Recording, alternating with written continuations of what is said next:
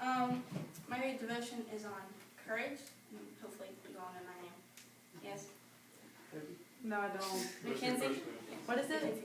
Mckensie Dean? Okay. I know yours. You should know mine. First off, I want to ask, has there ever been a time where you've ever asked anyone what courage really is, or why you should be courageous? I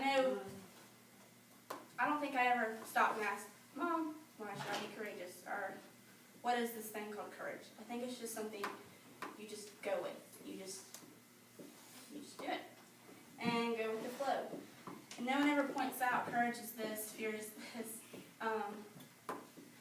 But I know personally, I've never had someone stop and tell me, courage is standing up and facing your fears. It's just all been go with the flow. And another question is, why should we be confident? In Haggai chapter 2, verse 4, the question as to why we should be confident comes into play. It says, in a summary, to be strong because the Lord our God is with us, for us, in us, and stands with us, giving us an affection and courage every day. But why is there a need to be courageous?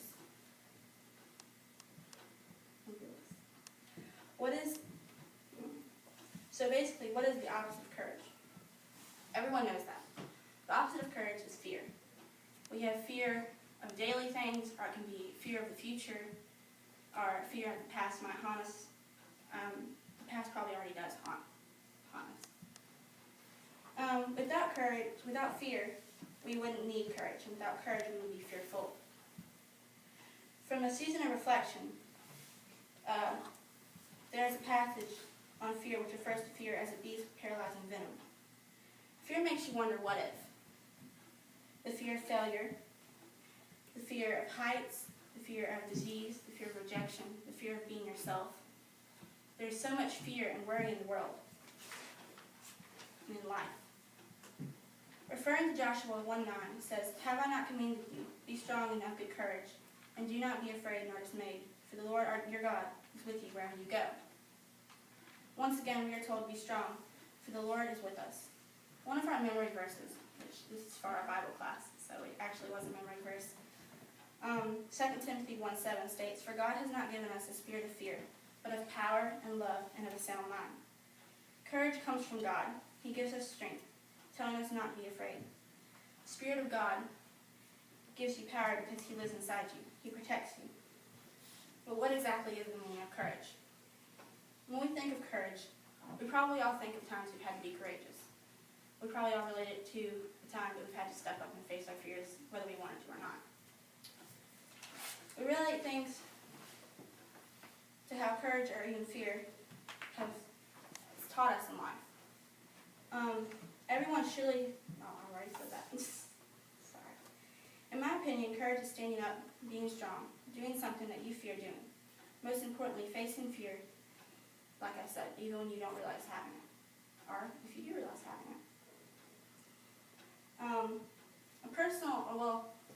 It's not personal, but when my sister was younger, she, I guess this is in first grade, her friend started a group called the Ladybug Club. And that was adorable. But it was basically a group for the girls. And it was just to say, I'm cool, we're just awesome. But when she went home and told my mom asked why the other girls weren't in this Ladybug Club. And so my sister thought about it and how she would feel if she was left out.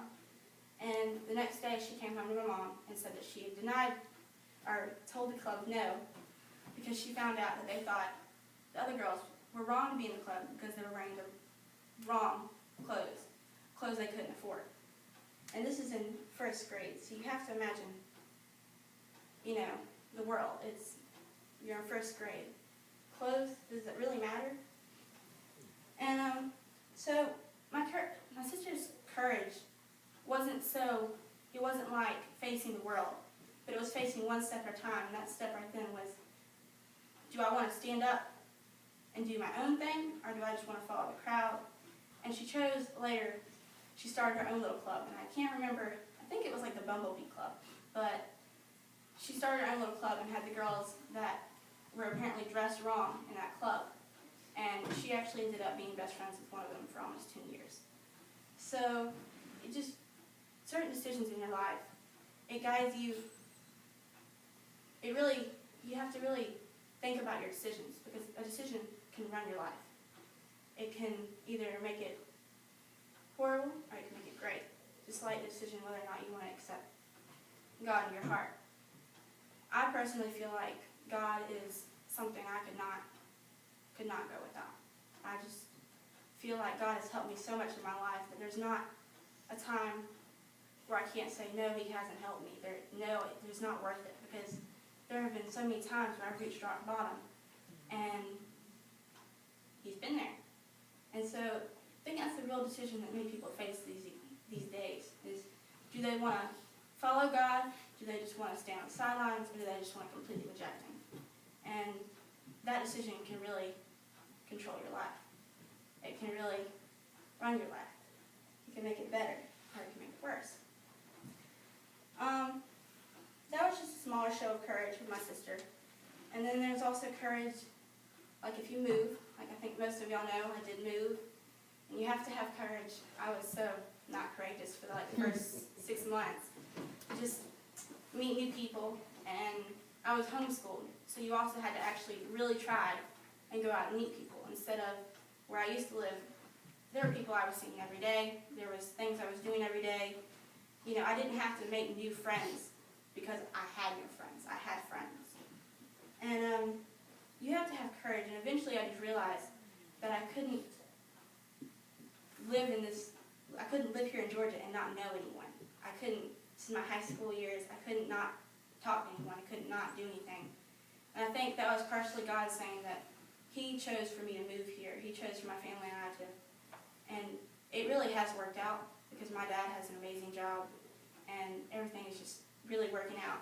Even though I miss my old friends, it's another life lesson that you learn from. And I think courage, even it could be small, it could be a small show of courage just in y'all's eyes. I honestly think that having to go out and meet new people, No, it's hard. It's hard. I was here my whole life, so yeah. It's hard. It's just, you have to have courage.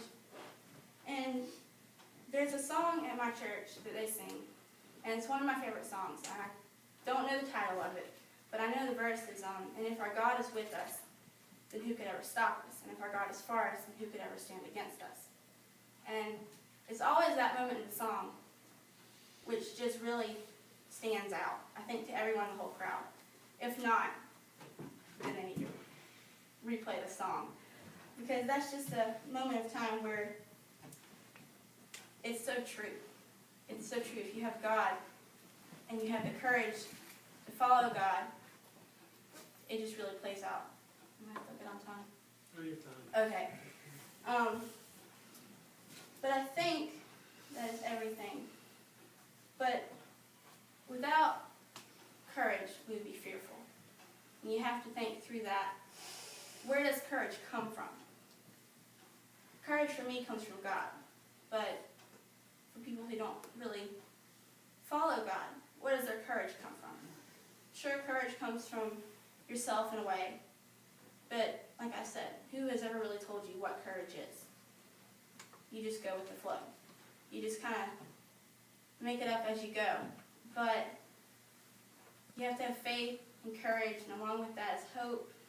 And then you also have to have the courage to face your fears. So, but that's just something in life that you learn how to do.